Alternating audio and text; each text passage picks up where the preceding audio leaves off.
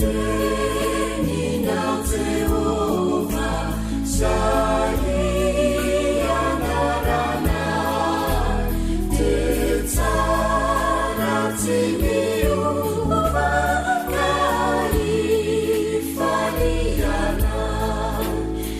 isan'andro fandaharana tolotry ny fikambanan'ny mpiara-mamaky ny baiboly eto Madagasikara.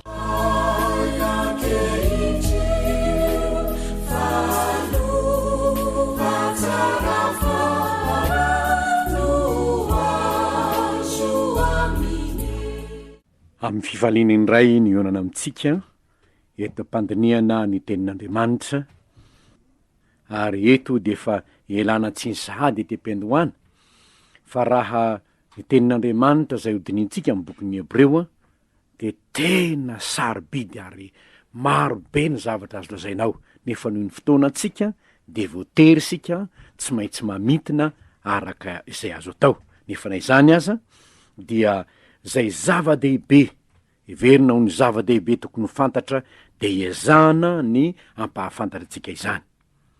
Alohan'izany nefa dia tsara mbola hiara-mivavaka isika aloha. Misaotra anao zay Andriamanitra noho ny famondramponao sy ny fitiavanao. Raha afaka indray anohy izao fiarahana mandinika ny teninao zao, tena sarobidy manko izany. Ary noho izany dia mangataka aminao zahay anio, aoka mihitsy ho azavainao tompo ny fonay sy ny sainay. Raha handinika ny bokin'ny Hebreo zahay, mba hitondra fahazavan-tsaina vaovao anay tokoa zany teninao zany, ampiorina ny finoanay ilay Kristy Jesosy tomponay, ilay nirainao tetỳ an-tany hanambarany mombanao. Amin'ny anaranao mpamonjy eo no anaovanay izany vavaka izany. Amen. Ny bokin'ny Hebreo araky ny fanambarako teo dia rehefa aminandinika azy ny mpandinika soratra masina dia nahita fa tsy tena mazava hoe iza ny nanoratra azy. Fa ny fantatra dia izao mbola tsy rava ny tempolin'i Jerosalema, zany hoe voasoratra talohan'ny taona 70 amin'izao taona misy antsika izao zany. Ny fandiniana azy amin'ny ankapobeny koa dia ahitana fa ho tena fampiorenana ny jiosy ny ova ho kristianina no antony nanoratana lay boky, satria zavatra zay tena ambarany ao dia ny mahazava-dehibe any Kristy ilay Mesia, ka ampitandremana izy ireo mba tsy hiverin-dalana hareborebo ny fampianara-tsamihafa indray hiala amin'izany finoana an Jesosy Kristy izany.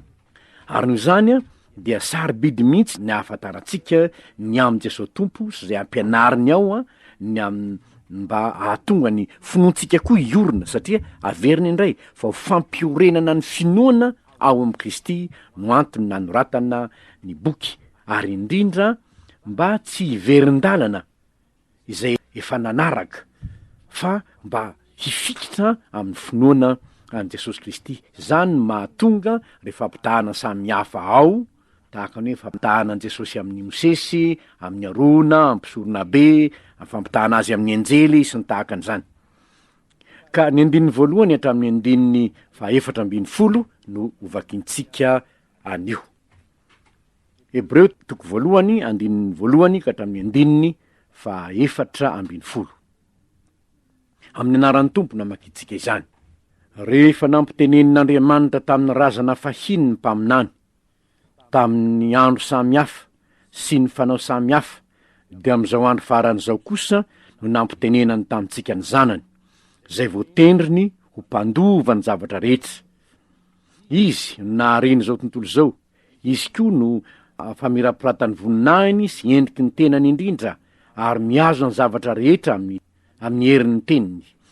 Ary rehefa nanao fanavotana ahafaka ny fahotana izy, dia nipetraka teo amin'ny tanana kavanany lehibe any amin'ny avo, ka natao tsara noho ny anjely araka ny nandovany anarana tsara noho ireny. Fa anjely iza no mba nilazany hoe zanako ianao, izaho niteraka anao androany, ary koa izaho ny rainy ary izy ho zanako. Ary raha mitondra ny lahy matoho amin'izao fiainan'izao indray dia hoy izy, ary aoka ny anjelin'Andriamanitra rehetra ekoky eo anoloany. Ary ny anjely dia lazany hoe izy manao ny anjeliny ho rivotra ary ny mpanompony ho lelafo. Fa ny zanaka kosa dia nilazany hoe iseza fiandriananao Andriamanitra dia mandrak'izay dory, ary ny tehi-pahitsina no tehi-panjakanao. Tianao ny fahamarinana, fa halanao ny eloka. Ko Andriamanitra dia Andriamanitrao efa nanosidiloilo fifalinanao mihoatra noho ny namanao. Ary zao koa, ianao Jehova tany aloha no nanorenanao ny tany, ary asan'ny tananao ny lanitra. Ireo dia ho levina fa ianao ho maharitra mandrak'izay. Ary izy rehetra ho rovitra toy ny fitafiana, ary toy ny lamba hamalonanao azy. De toy ny fitafiana ka hovana izy, fa ianao no tsy miova, ary ny taonanao no tsy tapitra. Fa anjely iza mba nilazany hoe, mipetraha eo an-tanako ankavanana, ambara-panaoko ny fahavalonao ho fitoeran-tongotrao.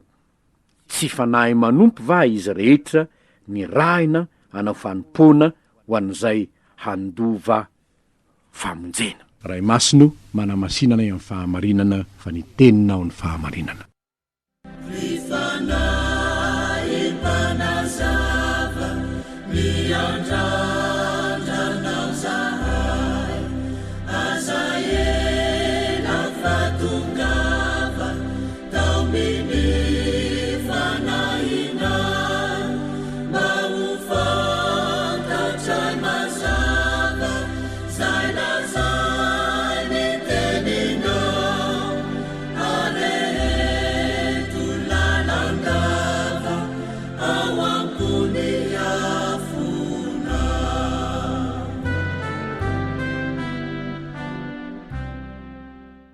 Inavy no fahamarinana zay tsoatsika araka ny nambarako tany am-piandohana moa ry havana dia tena manan-karena de manan-karena amin'ny zavatra tokony ampianariny antsika ny bokin'ny Hebreo. Nefa noho ny fotoana ho zao dia somary fitinina ihany ny fanazavana azo menantsika eto.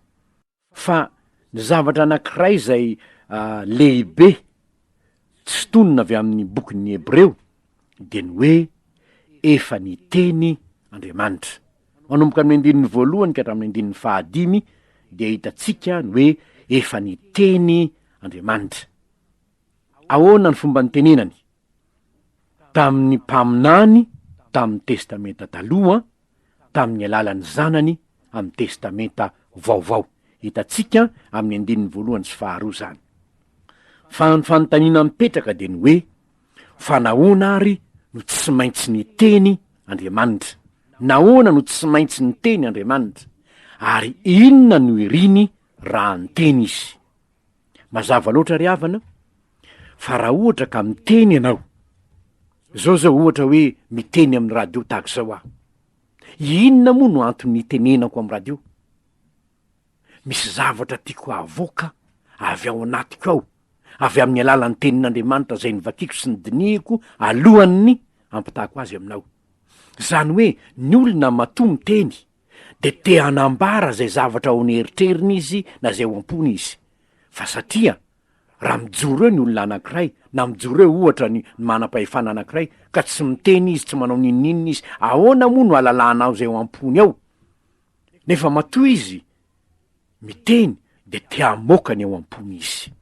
Ary isika malagasy de nino an'Andriamanitra. Be dehibe reo oabolana samihafa zay lazantsika an'Andriamanitra. Andriamanitra tsy andry ny hafa andriko ihany aza ny loha samangina ny jerena fa Andriamanitra ho tapony loha aza tsy mamiki mikipy tahaka ny olona manao an'Andriamanitra ho tsy misy de mbola nataony sasany ray aza hoe ho tahin'Andriamanitra sy ny razany Fa saingy zao ny fanontaniana ny hoe ahoana no ahalalànao ny eo am-pon'Andriamanitra? Ary iza no efa nandre zany Andriamanitra ny teny zany? Ny Andriamanitra zay tao am-pon'ny malagasy teo aloha raha mbola tsy nahalala ny soratra masina izy, de Andriamanitra arak'izay niheveriny tenany fotsiny ihany. Fa raha ny tenin'Andriamanitra de izao ny filazan'ny tenin'Andriamanitra hoe ny teny tamin'ny alalan'ny mpaminany izy, ary eto de ambarany hoe ny teny tamin'ny alalan'ny zanany izy. Inona ary ny tao am-pon'Andriamanitra ka nambarany tamin'ny mpaminany? Fitiavana izao tontolo zao. Inona ny tao am-pon'Andriamanitra ka noamafisiny tamin'ny alalan'ny zanany?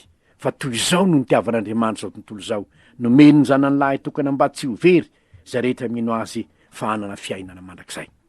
Noho izany, Andriamanitra ny teny zava-dehibe zany, tsy afa-po tamina ny rahany mpaminany Andriamanitra fa ny zanany mihitsy no ny rahiny, ary izany no nahatonga ny hoe tsy misy mahalala ny ray afa-tsy ny zanaka, ary izy no manambara azy. Jesosy tompo mihitsy no ny teny zany ao amin'ny Jaona toko voalohany 9:20. Tsy misy mahalala marina an'Andriamanitra afa-tsy ny zanaka izay ny rahina hanambara azy.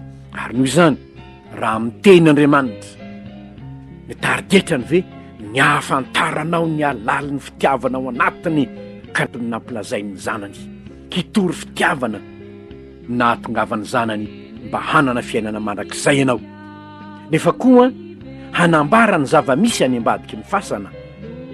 Fa raha tsy misy ny fahaverezana mandrakizay de tsy nisy ny azo fijaliana.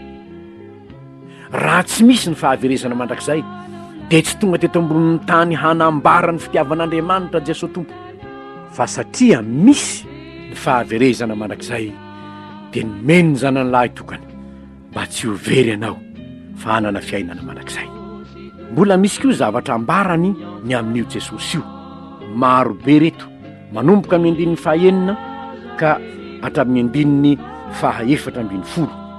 Ireto avy: zanak'Andriamanitra izy, endrik'Andriamanitra izy, manafaka ny fahotantsika izy, iankofan'ny anjely izy, mpanjaka izy, Andriamanitra mandrakizay izy, mipetraka ao tany nakavanan'Andriamanitra izy, ambarapitsarany an'ny Satana. Izy nanorona ny tany sy ny lanitra, zay asany kolevona ireo, nefa izy de tsy miova mandrakizay. Izany rehetra zany no entiny manambara ny Jesosy tompo.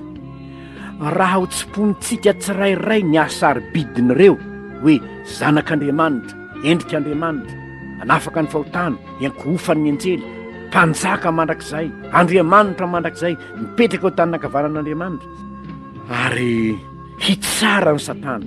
Raha izany ny fahalalana ao an' Jesosy tompo, ka io Jesosy tompo io Jesosy tompo io no miantso anao anatinazy hoe mankanesa ty amiko, ianareo rehetra zay miasa fatratra sy mavesatrentana, izaho no anomainareo fitsarana.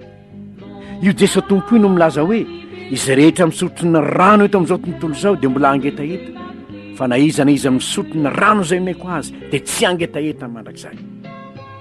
Raha mba fantatrao tokoa manko ka inonao marimarina izany mahazanak'Andriamanitra azy zany, zany mahendrik'Andriamanitra azy zany, zany mahampanjaka azy zany, zany mahandrina iankofan'ny anjely azy zany, de fantatrao fa tena fahadalana ny fandavana ny antsony, fa tiantoka ho an'ny olona ny fandavana ny antsony.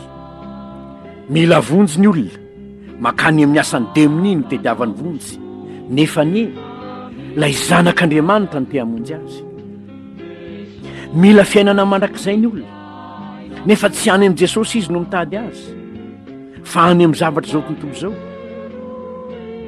Mila famonjeny izy eto amin'ity zao tontolo zao ity, tsy any amin'ilay mpanjaka mandrakizay izy no mitady azy, fa any amin'ny zavatra zao tontolo zao mikatsahany azy.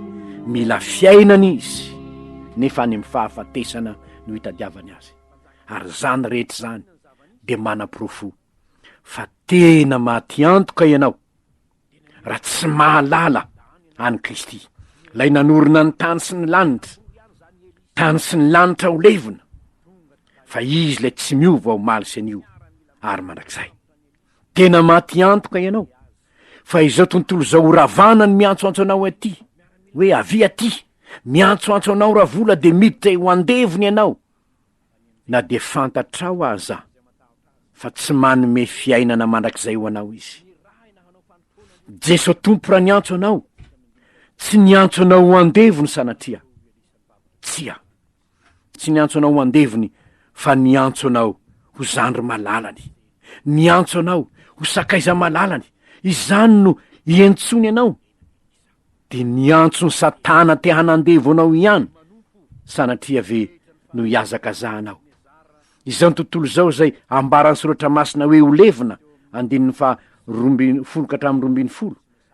Izany no ifikirany fanahinao, ifikiran'ny fisainanao, nefa Kristy Jesosy lay mipetraka eo an-tananankavanan'Andriamanitra ary hitsara ny Satana atao eo ambanin'ny tongony, izany no miantso anao hoe mankanesa ty amiko. Maty antoka ianao hoe maty antoka ianao, fa ny epistily ho an'ny Hebreo dia manambara ny tombontsoa anananao fa lay zanak'Andriamanitra, lay endrik'Andriamanitra, lay Andriamanitra mandrakizay, lay ankofan'ny enjely, lay mpanjaka hitsara ny Satana, izany no lay Jesosy miantso anao hoe mankanesa ty. Inona ary no andavanao? Olay tononkiratsika hoe sao ity ny toroteny farafanasananao, sao anio ny fotoana farahavelomanao. Fa ny fahamarinana anankiray entitsika ihany koa hamaraparana izao fanazavana izao de ny hoe inona no ambarany mony amin'ny enjely. Ny andininy fahaefatra ambin'ny folo de ambarany fa ny anjelin'Andriamanitra dia fanahy manompo ny raina hanao fanompoana ho an'izay andova famonjena.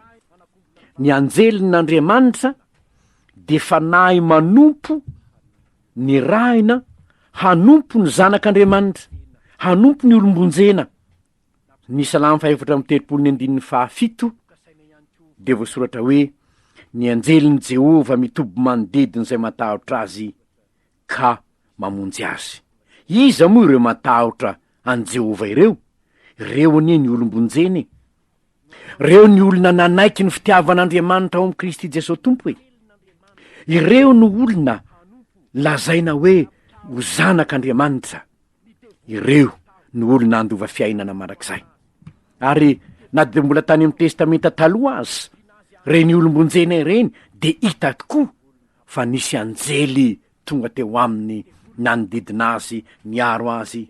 Tadiditsika ny tantaran'ny Elisa, tezitra ny mpanjakan'ny Asiria, satria nambaran'Andriamanitra tamin'ny Elisa avokoa ny tetikadiny te handrava ny fireneny Israely, ary Elisa kosa nanambara izany tamin'ny mpanjakan'ny Israely hiarovan'ny teny. Tsy afaka nanao na inona mpanjakan'ny Asiria. Inona ny zava-nisy rehefa avy eo? Tezitra ny mpanjaka Beniadada de naniraka olona izy hoe ndany ianareo, naniraka miaramila maro be izy, sambory ihany zany Elisa zany. Tonga tany amin'ny Elisa tokoa reo miaramila maro be isambotra ny Elisa, nangovotra Geazy. Maty tsika, maty, hodidiny miaramila ny Asirianina tsika. Vavaka tsotra ny nataon'ny Elisa zay mino fa ny anjelin'i Jehova mitobo manodidina izay matahotra azy. Ny anjelin'i Jehova dia mpanompo ny raina hanao fanompoana ny olombonjena, araky nitatsika amin'ny 4:11. Andriamanitra o Elisa ny vavaka tamin'Andriamanitra izy, sokafiny masony mba hahitany. Inona no hitany?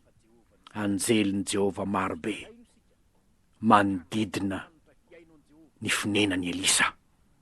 Ny anjelin'i Jehova fanahy manompo ny rehetra ny fahatezeran'ny Nebokadnezara tany Babilôna fa izay, fa tsy nety ny ekoka teo amin'ny sary vongana nataony Sadraka sy Mesaka ary Abednego. Tezitra Nebokadnezara, nalatsa ny tany amin'ny lafaoro misy afo mirehitra izy telo mirahalahy, kanjo nanjary 4 izy no tao anaty lafaoro, ka natoinina firedaredan'ny afo ny lafaoro misy afo mirehitra nasingam-bolony izy telo mirahalahy aza tsy may akory, nanjary 4 izy ny tao. Vakivava Nebokadnezara, to tsy telo venina tsika ataoko, maninona no 4 no hitako? Ry Sadraka sy Mesaka ary Abednego, mpanompon'Andriamanitra avo indrindra, mivoa aty. Nivoaka izy telo mirahalahy, nanjary 3 ihany izy sisa, fa lay anjely 4 tsy hitany teo. Navoaka ny didy, tsy misy Andriamanitra afa-tsy ny Andriamanitra Sadraka sy Mesaka ary Abednego. Nahoana taony anjely ny raina hanompo, nanjary nanova na de ny lalam-panjakana aza. Daniela nalatsaka ny tany andavaky ny liona, satria tsy nanaiky ny tsy vavaka tamin'Andriamanitra. Tsy nahita tory ny mpanjaka Dariusa nandritry ny alina, fa nakaisa vo maraina de niazakazaka nakany andavaky ny liona, nanontany moa ny Andriamanitra vo anavonjy anao tamin'ny vavan'ny liona ary Daniela.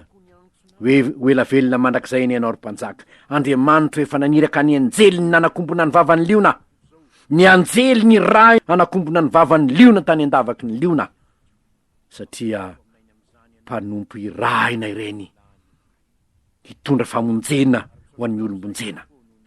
Nampidirina tao an-tranomaizina Petera, nokasaina ihany ko vonoina rehefa avy eo, saingy no mamatonalina ho ny voasoratra nisy anjelin' Jehova tonga tao aminy namoaka azy avy ao an-tranomaizina ry havana. Izany rehetra zany no ataon'Andriamanitra amin'ny olony, fa ny anjelin'Andriamanitra no iraina hanompo, tsy ampitahotra anao ny anjelin'Andriamanitra. Ny devoly ny mampitahotra, ary zany no androana azy. Ny devoly ny mpampitahotra, ary zany no andidina azy ante amin'ny anaran'i Jesosy. Ny devoly ny mpampikorotana ny saina, ny devoly ny mpampiditra fahotana eo amin'ny fiainantsika, ary zany no androana azy. Nahatonga ny soratra masiny laza hoe aza manome fitoerana ho an'ny devoly. Fa ny anjelin'i Jehova, ny tena anjelin'i Jehova ho anao ry mpino ao, na tsy hitan'ny masonao azy izany. Misy anjely irahin'Andriamanitra hiaraka aminao, hombanao, ary izany no tokony ahatonga anao tsy hatahotra na dia mandeha mamaky ny loasa aloko ny fahafatesana azy. Ireo ary ny fahamarinana vitsivitsy averiko indrainy hoe tsy ampy moa ny fotoana, ka dia izay everinao tena zava-dehibe ho fampahirezana antsika amin'izao andro farany izao no nosontonina tao amin'ny Hebreo 1:1-7. Ny voalohany, efa niteny Andriamanitra, henoy ny teniny, aza vela andalo foana ny teniny, fa raha ny manam-pahefana zao tontolo zao aza no miteny, miaino anao. Nahoana no anetsy tadiny amin'ny tenin'Andriamanitra rehefa tsy miaino ny eny olone? De hoy Andriamanitra hoe mandrenesa ary lanitra ary miainory tany, fa Jehova no miteny. Rehefa tsy hiaino sika, ny tany sy ny lanitra hiaino an Jehova, saingy indrisy loza no iafarany zany. Fa ny faharoa, ny am'ilay Jesosy zay ambarany eto, mahazanak'Andriamanitra azy, ny mahampanjaka azy, ny mahendrika Andriamanitra azy, ny mahampanjaka ny mpanjaka azy, izany no miantso anao ho sakaizany ka manao hoe mankanesa ty amiko. Nahoana ny lavina zany antsony zany, nahoana no andosirana zany antsony zany. Ary ny farany, ny momba ny anjely mpanompo ny raina hanampy anao reo, hamonjy anao reo, tsy ampitahotra anao ny nahatongavany. Ka raha misy anjely hoe mampitahotra, tsy avy amin'Andriamanitra izany, fa ny anjelin'i Jehova de tonga hanompo ny zanak'Andriamanitra handova famonjena. Ary noho izany, moa tsy mety ve raha ndeha hiaraka misaotra an'Andriamanitra isika, ary hiaraka manolo tena ho an'i Kristy Jesosy Tompo, lay mianto antsika hoe mankanesa ty amiko, andeha ary vavaka isika, angataka amin'ny Tompo isika mba haniry ty ampotsika ny tenin'Andriamanitra, satria efa niteny izy. Ivavaka isika. Andriamanitra o, misaotra anao zahay no niteny menao anay androany, fa ho nataonay ahoana tokoa moa ny nahafantatra anao sy ny ho nahalala zay tao amponao, raha tsy niteny anao ary ny zanaka ao malalanao no nirainao hanambara ny fitiavanao anay. Mifona aminao zay ny amin'andavanay reny teninao reny hatram'izao. Fona aminao zay fa rena tokoa ny antsonao, saingy manetsy tadiny zahay, ka alenay miaino ny antsoantsony zao tontolo zao, toy zay ny tenin'ny tomponay hoe mankanesa ty amiko. Mamindrafo aminay ny am'izany ianao ry Tompo, mamelany elokay. Ary misaotra anao zay Tompo no nampahafantaranao anay androany, fa hay ve na tsy hitany masonay aza ny anjelinao, irainao hanompo ny olombonjena. Misaotra Andriamanitra rainay eo, mangataka aminao zahay. Zany fahamarinana rehetra nambaranao anay androany izany anie, hampitombo ny etaetanay, hahalalanao bebe kokoa, ary hiara mandeha aminao hatr'izao. Amin'ny anaranao mpamonjy eo, nanaovanay izany vavaka izany. Amen.